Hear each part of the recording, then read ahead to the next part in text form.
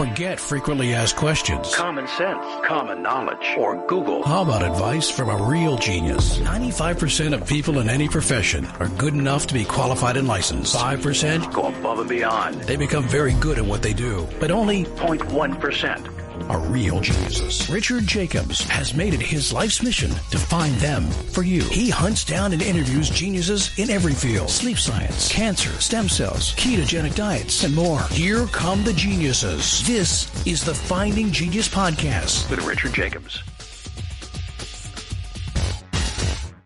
Quick note before we begin, the Finding Genius Foundation, as part of the Finding Genius Podcast, has recently completed a book about understanding viruses. So the creation of this book was to interview 100 virologists, ask them a lot of deep, difficult questions, take the most difficult questions, and then re-interview the top 25 or so and ask them the hardest questions I could think of.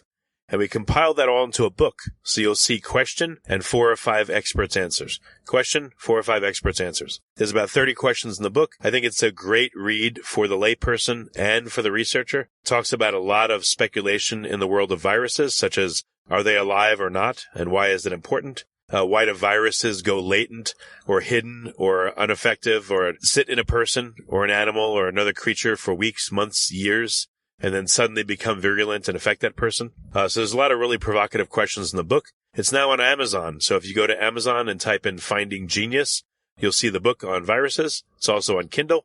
The Audible version is in production and should be ready in approximately a month. But if you want to go and order it now, you can do so again by going to Amazon or Kindle, or go to findinggeniusfoundation.org and go to publications. There's an opportunity as well to get the transcripts of all the interviews and to hear the original interviews themselves. If we put them all together, the book would be about 1,000 pages, but we condensed them down to make it juicy and concise and tight and very interesting. So I hope you'll check out the book. We're now working on one about cancer, but this is going to be our goal is 3 times a year to come out with these masterclass books that I think will inspire new scientific research, and I hope you'll check it out. Thank you. Hello, this is Richard Jacobs with the Finding Genius Podcast, now part of the Finding Genius Foundation. I have Jodi Cohen. She's a best-selling author, award-winning journalist, a founder of Vibrant Blue Oils, which is a top resource for essential oils online. And the site gets over 300,000 visitors every year.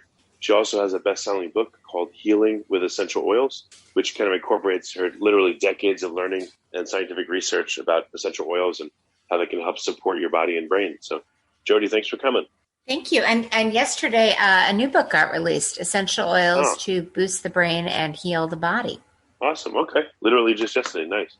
Yeah. And it's on Amazon, Kindle, everywhere, right? Everywhere. I even did the audiobook, which was good learning. No, good for you. I see a lot of science books, and I think it's a mistake if they put it under a textbook. And I know I listen to a lot of audiobooks, and the whole podcast is auditory. So I think you'll sell a lot more if you have the Audible version too. So it's a great idea. Yeah, thank you. Well, very good. Tell me about your background. Like, how did you first learn about essential oils? What was going on with you when you found out?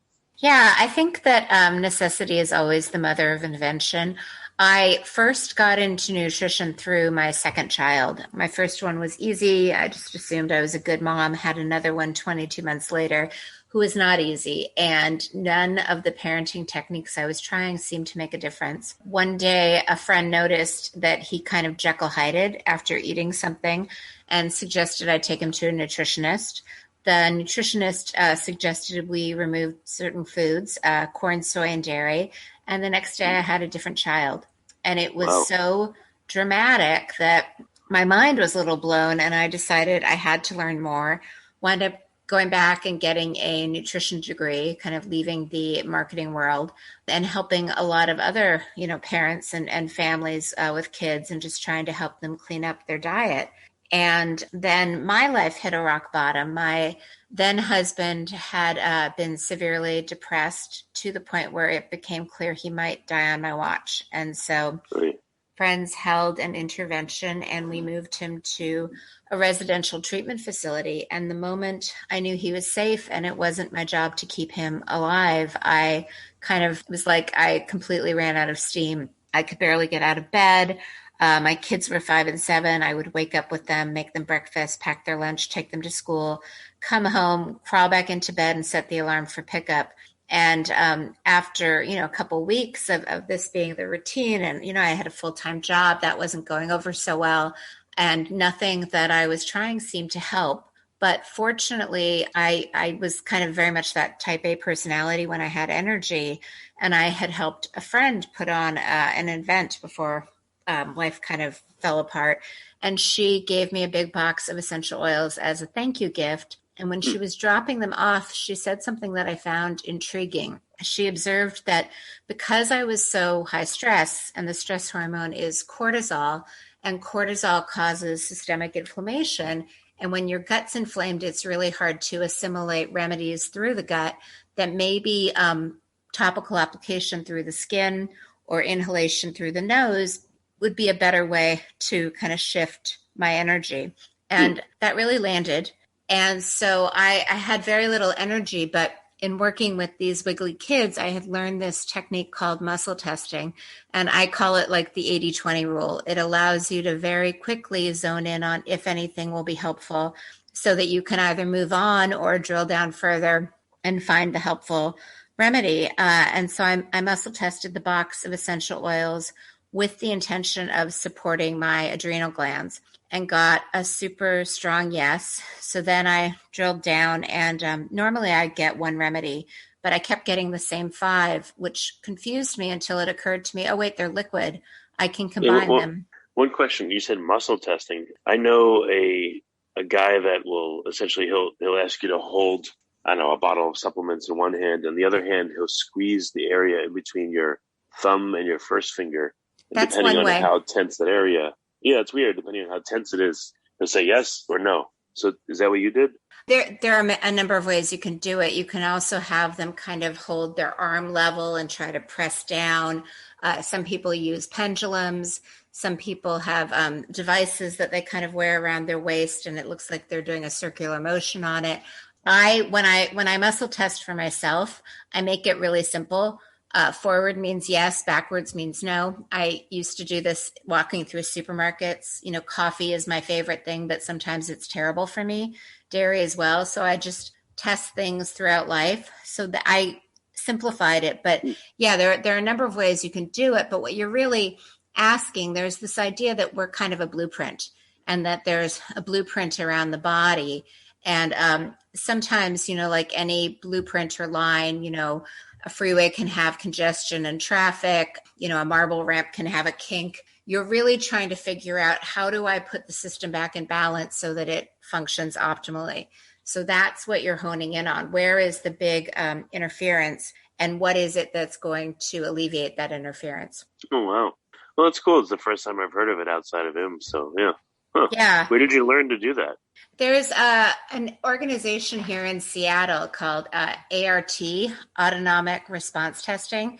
It's a local practitioner that actually people fly in from all over the world to learn from him. But the fact that I have little kids and didn't need to travel made it compelling. So it's like he has a number of courses. I think I took a 1-week course. That's really cool. Okay. Oh, sorry. So you were using this muscle testing, this ART, and you started using it in regards to the essential oils, like singly and in combination? Well, I was so exhausted and desperate in the moment. And what I got was 5 oils, and I thought, oh my God, I don't know what to do with this. And then it kind of occurred to me, oh wait, combine them. So then I tested each individual bottle to figure out how many drops. Super new to oils, put it in a shot glass, then topically applied it over my adrenal glands on the low back, which is also kind of a reflex acupuncture point. And within minutes, I felt like myself again. I felt like my normal self, like, oh, I could go running. Oh, I could clean the house. I could do the dishes. I can go to the supermarket, cook, like all the things that normal people have no problem doing.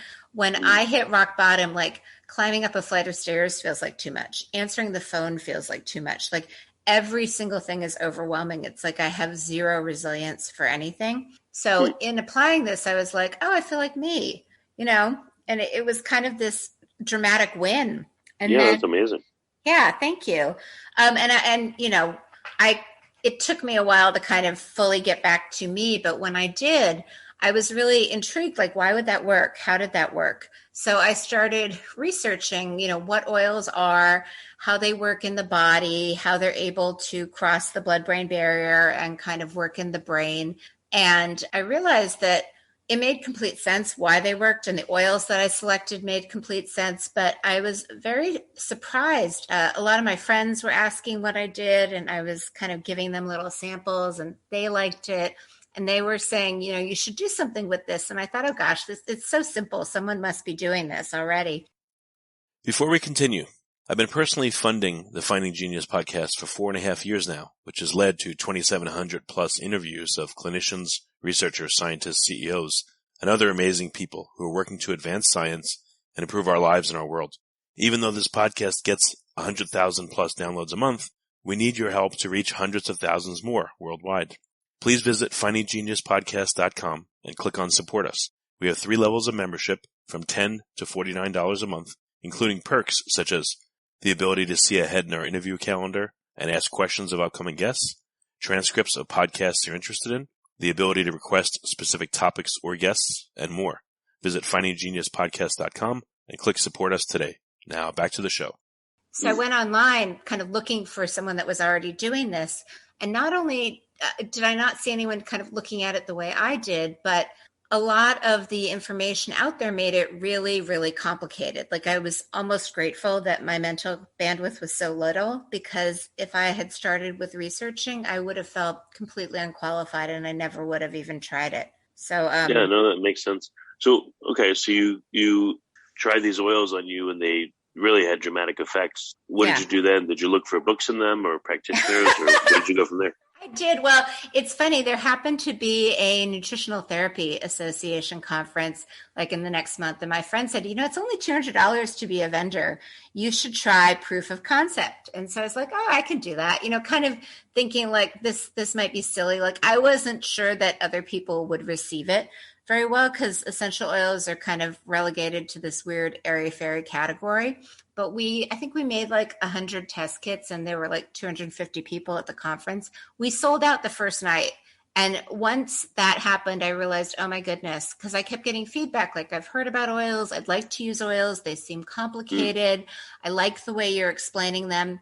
And to your point on the book, that's actually why I wrote 2 books. I kept looking for books that kind of would explain it the way I saw it, and I wouldn't find it in essential oil books. I would find it in practitioners like Datis Karazian, who talks a lot about plant constituents and how, they help to turn off inflammation in the brain, but they actually have to cross the blood-brain barrier. He doesn't specifically use oils, but all of his concepts apply to oils. And then I would go and look in PubMed and figure out the research and what oils kind of flipped what switches in the body. And it always made sense to me, but no one had really connected the dots in that way before. Yeah, no, that's really interesting. So what have you found? What common ailments seem to respond really well to essential oils? Well, that's actually why I wrote the book. I get a little grumpy when people say like, oh, there's an oil for everything. If you break your arm, go to the doctor and get it set in a cast. If you're having a heart attack, go to the emergency room. But there are 5 kind of factors that I see as underlying condition to all health imbalances that are really well supported by oils. And that is kind of calming your stress response and shifting your nervous system into that literally state where, pardon me, please, the world around you can be out of control, unpredictable, and yet you still feel okay. Sleeping through the night, helping to shepherd toxins out of the body. Detoxification has become super popular, and that's great for mobilizing toxins. It's like yelling fire in a crowded theater. But what people don't realize is if you don't open the exit doors and you yell fire in the crowded theater, people are just going to run around and bump into each other and not necessarily leave the theater. So opening up kind of the channels of elimination is really important. And that's where topically applied essential oils can be hugely effective. So you don't just apply them, but you need to have a way for the toxins to get out of you. So what are these channels to help you? I guess going to the bathroom, peeing, sweating.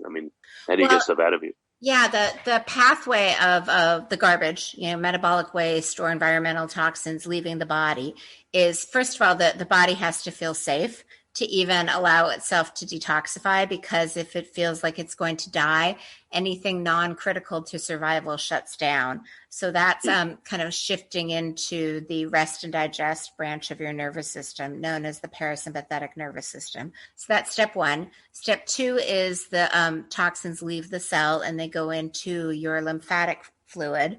If you like this podcast, please click the link in the description to subscribe and review us on iTunes. The lymph system is really the sewer system of the body, but unlike the cardiovascular system, it doesn't have a pump. So that's why movement, yoga, rebounding, all of these things are important. Oils also can help with the directionality of the flow.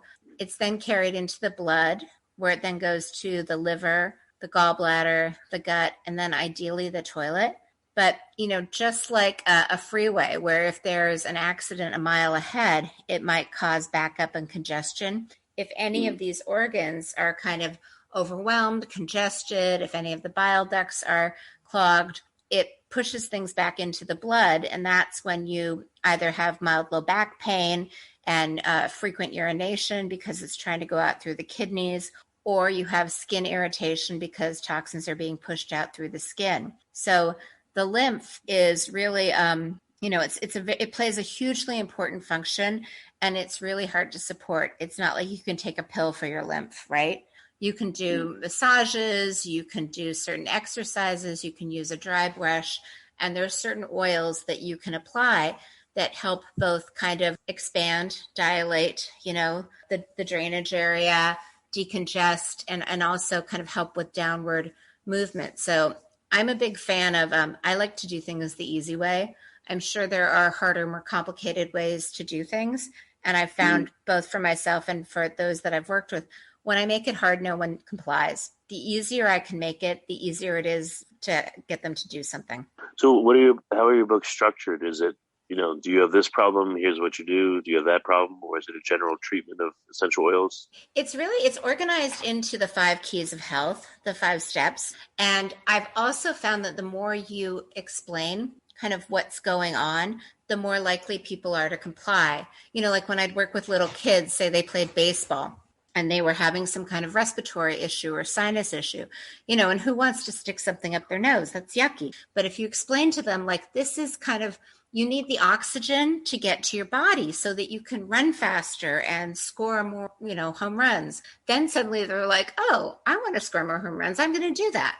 So I really try it's 2 parts, basically. Part 1 is really explaining what's happening and how to fix it. And then part 2 is giving the very specific oils and the very specific ratios that you can either inhale or topically apply, and exactly where to do that so that you can put your body back into balance and feel like yourself again. Okay. Any examples of people that told you they tried something and what happened to them? Any really cool case studies? Yeah, like the biggest aha is, so stress. Stress comes from a number of things, but so many people, this used to drive me bananas when I've always been kind of that type A personality, and all of my health issues are correlated to stress. And they'd be like, oh, you just need to relax more. And I would think, I've got kids, I've got a husband, I've got aging parents, I have a job, I have hobbies. What am I supposed to drop? And what I didn't realize is that it's not really what your external environment is. It's controlling your internal environment. I'm sure there's a time when everyone listening has been in traffic and someone cut them off and they thought, whatever, maybe they're in a hurry, who cares? Didn't bother them. And another day, the same exact situation could occur and 4-letter words are flying out of their mouth. And the only difference in those 2 situations was you and your resilience in that moment. And the more you can get yourself in kind of the branch of the nervous system that supports resilience, the more you're able to handle the world around you and kind of not trigger stress hormones. So just really quickly, your autonomic nervous system controls your automatic functions, your heart rate, your breathing, your digestion. It has 2 gears. If you're in danger, kind of like a gas pedal, it allocates resources towards survival and turns off things that are not critical to survival. When you're safe, everything, all the cleanup turns on. And when you're safe, you feel safe. And, that's kind of when the car cuts you off and you're fine. You're not upset. Your spouse is having a meltdown, it's still okay. You don't react. Someone told me in order to have a tug of war, you need to pick up the rope. You don't pick up the rope. So the on-off switch between these two systems is the longest nerve in the body that most people have never heard of. It's called the vagus nerve. It connects the brain to the body and the body to the brain. It starts at the base of the head, splits, and is most accessible on both sides behind your earlobe. If you feel right behind your earlobe right now, you'll feel a bone. That is your mastoid bone. That is where it is most accessible to the surface. And anything you do to stimulate it helps you literally shift gears into that relaxed state. So there was some interesting research. A neuroscientist named Kevin Tracy was actually surgically implanting a pacemaker-like device on that spot to help stimulate the vagus nerve. And his results were so phenomenal that the FDA approved it for epilepsy, migraines, and depression. And here's the cool, fun thing. You can use stimulatory oils to do the exact same thing. Just put a drop right behind your earlobe on the mastoid bone. It's like flicking a switch. Suddenly the lights go on, you're relaxed, you calm down. Really? Wow. Yeah. But what would you put behind your on your mastoids to relax? What oils? It's a combination of clove and lime, and I give the exact recipe in the book. But what was interesting to me is I kept thinking, I'm trying to, encourage relaxation. I should use relaxing oils like lavender and chamomile. But when I saw this research, I realized, it's stimulatory oils. So clove is completely stimulatory, but what's interesting about topical application, it's a chemistry problem. Some molecules are bigger than others. So clove has medium-sized molecules that take about 20 to 30 minutes to get through the skin. Lime has super, super small molecules that get into the skin very quickly. So when you combine them, you create this remedy that's both highly stimulatory and has kind of an immediate impact. Okay. And so how did you figure this out? Like, what was your journey like with the oils? What did you try and make mistakes on? Like, again, how did you get a heuristic on how to help yourself? Yeah, a lot of it was, intuition first, then like trial and error testing, and then research afterward to explain it. So with the most stimulatory oils are thyme, oregano, clove, and cinnamon. And so I started with those. And I was working with one of the easiest measures for heart rate or for the parasympathetic nervous system is your heart rate variability. Like if you ever go to the doctor and they're listening to your heart and they're telling you to breathe in, then breathe out. Your heartbeats should change when you breathe in versus breathing out. And that is kind of the measure of resilience and healthy response. So I was testing it on myself and actually my kids to kind of see what seemed to be the most effective to calm them down. And clove always won. And then I tested different carrier oils. I knew that the citrus oils had the smallest molecules. So I was just playing with a bunch of different things. Kind of like I would imagine making, a new recipe for a food you wanted to cook. So do you have a set of favorite recipes that you use for different conditions, or can you use multiple things for the same condition?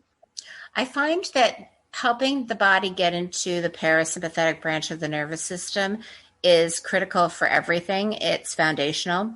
For some people, just doing that, like maybe they don't have regular bowel movements, and that kind of it's the parasympathetic state that triggers the healthy digestive cascade, including elimination. So sometimes that's just enough. For most people, it's a combination of they're not sleeping well. Either they have trouble falling asleep or they wake up in the middle of the night. So that's a factor. They're kind of more stressed than they need to be. And then they're not detoxifying. So what people don't realize is when you have any kind of pathogen in your body, be it like a virus, a bacteria, fungi, an undigested food particle, or environmental toxins, the immune system responds to that. And then it sets off inflammation in the body. And that causes problems, like pain, fatigue, sensitivity, all of the things that people come to you with symptoms about. So if you can kind of get those three areas in balance, your stress, your sleep, and your ability to let the garbage leave the body, oftentimes a lot of the symptoms will just go away. How many applications do you make of an essential oil, and is the effect always immediate, or does it take days sometimes? Like what's it like? Well, if someone came to me and they've had chronic arthritis for 40 years, I think it would be unrealistic to expect, a magic bullet that would cure them tomorrow. Some of the oils, when people start, I basically say leave it by your toothbrush and just do it. I have them start with parasympathetic because I need to find out a couple things. First of all, if they actually like the oil, if they use the oil. I hate it when people spend money and they don't wind up using the product. So that's kind of step one. Like, let's just see how you do on oils, how you feel with oils. And then step two is if you're not sleeping, let's make sure you're sleeping. And sleep can have some underlying root causes. For example, if you're having trouble falling asleep, that usually is benefited by melatonin support, the sleep hormone. If you're waking up in the middle of the night, that could either be you're waking up because your blood sugar drops and your adrenals release emergency adrenaline to kind of give you more energy. And then your pancreas needs help carrying that energy back into the cells, so supporting the pancreas. If you wake up around 3 a.m. and maybe need to use the bathroom, that's often when your organs of detoxification, your liver and your gallbladder, are working the hardest. And so there are oils to support them. And then with drainage and detoxification, it's usually the lymphatic system. So if any kind of edema or water retention is a symptom, any kind of swollen lymph nodes, and then often just liver gallbladder. So if you are prone to motion sickness, if you're sensitive to smells, if you get like a mild headache kind of on your forehead, those are all symptoms that you could benefit from supporting your organs of detoxification. Is there a difference between inhaling, by smell and topically applying these oils, or can any of them work both ways? Both work. They work a little differently.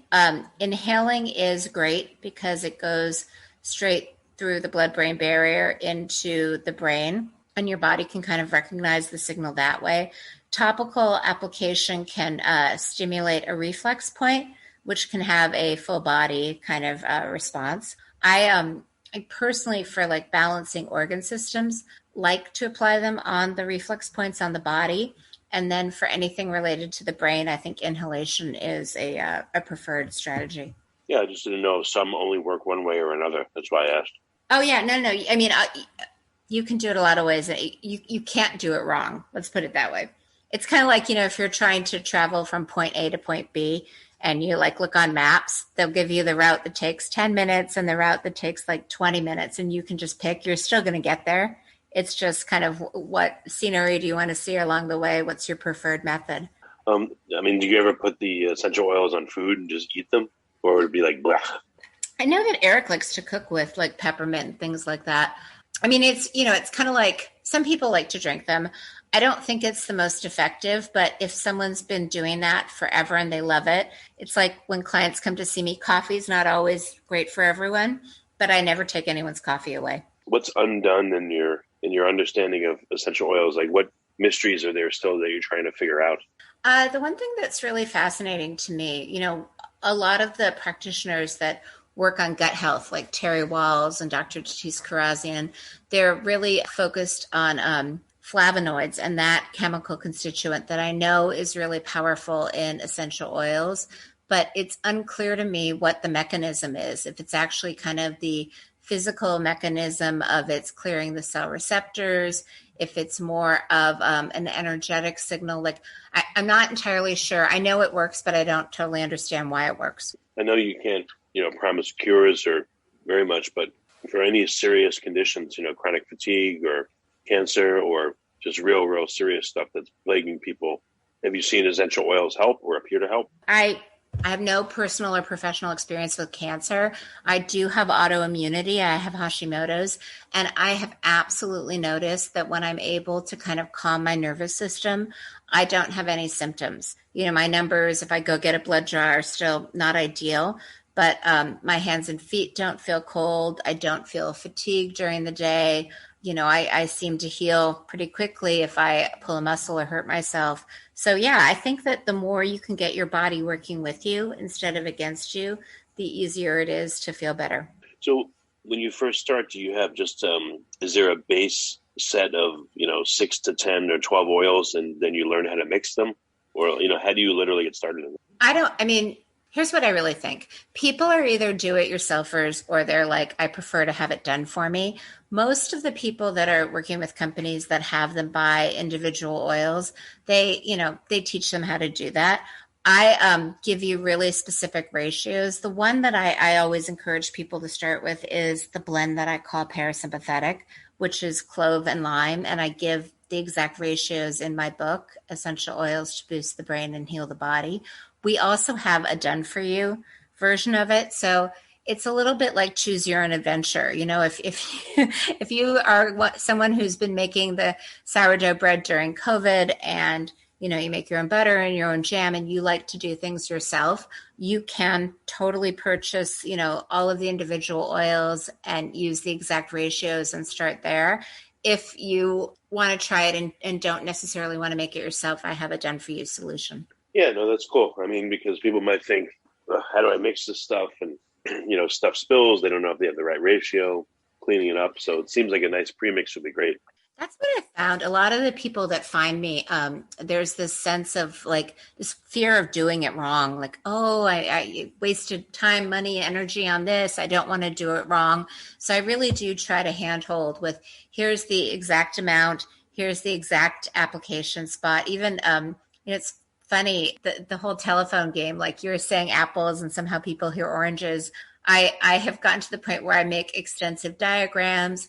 I've made videos. I've kind of talked people through. I've put it on like Friends to really show people because, the reality is it's not like finding a needle in the haystack. It's not only one very small point. There's a huge margin for error, but I think people get anxious about doing things wrong. So for your parasympathetic blend, anecdotally, what do people tell you they experience when they put it on? How long does it take? That is the most immediate. That has an immediate impact. People have told me it's made headaches go away immediately. It's they've struggled with constipation for years. They feel better right away. They have a bowel movement. They have stomach acid and it alleviates stomach acid, bloating. It seems to help with energy, with muscle pain. People don't necessarily realize that pain is kind of a signal. And so if you kind of calm the signal, like clove is a huge pain killer, it seems to help. Well, there's a way to inhale it kind of very specifically so that it can help with anxiety, with overwhelm. People who are super anxious, who feel like their heart is sometimes exploding out of their chest. The vagus nerve actually releases the neurotransmitter acetylcholine, which helps the heart rate slow down. So if you're able to stimulate the vagus nerve, it kind of immediately releases that and you feel calmer right away. Do you recommend people start with your first book or your newest one first? Probably the newest one, just because I think everything's additive and cumulative. The first book came out in 2016, and in the last 5 years, not only have I learned so much more, but there's so much more research.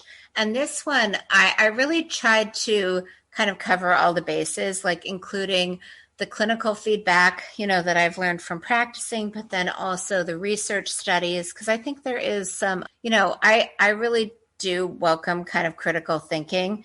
And I think that, people want to see the research and to understand how they work and why they work. Okay. If someone wants to read and learn, whether they're a do-it-yourself or not, they should get the new book. But what if someone says, all right, just give me the oils. Where do I get them? Should they go to your website or what should they do? vibrantblueoils.com.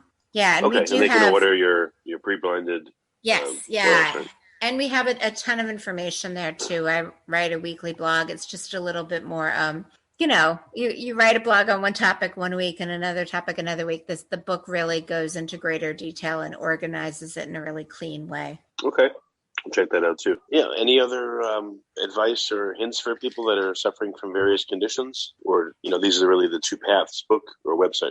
Well, there's also, so I mentioned that I tend to be anxious, and the thing that helps me the most, one of the things I learned from working with oils is that different regions of the brain do different things, and it's really hard to get remedies into the brain. For example, you can't do chemo in the brain because the molecules are too big, and only super small fat-soluble molecules can get through the blood-brain barrier. So when you're having an anxiety attack, that is kind of the right frontal, right forehead part of your brain.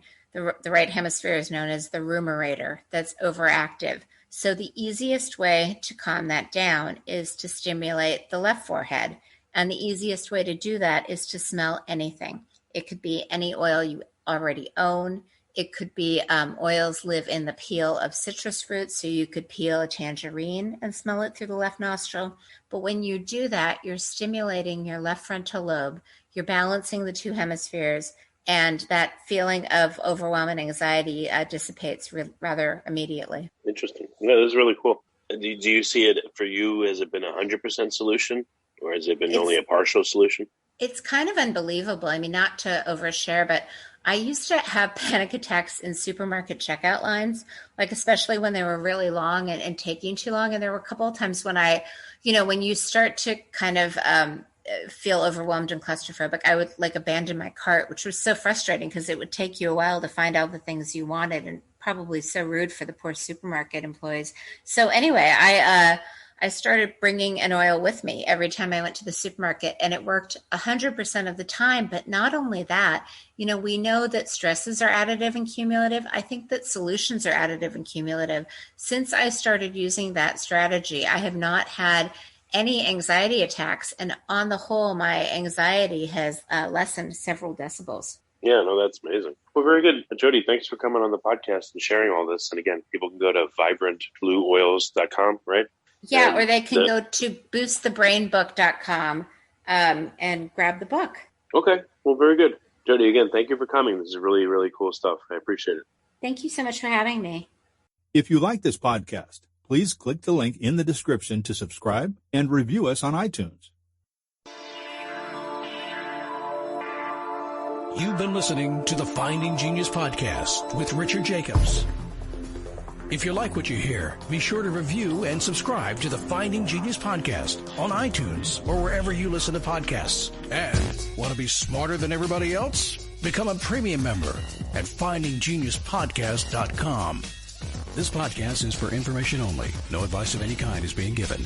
Any action you take or don't take as a result of listening is your sole responsibility. Consult professionals when advice is needed.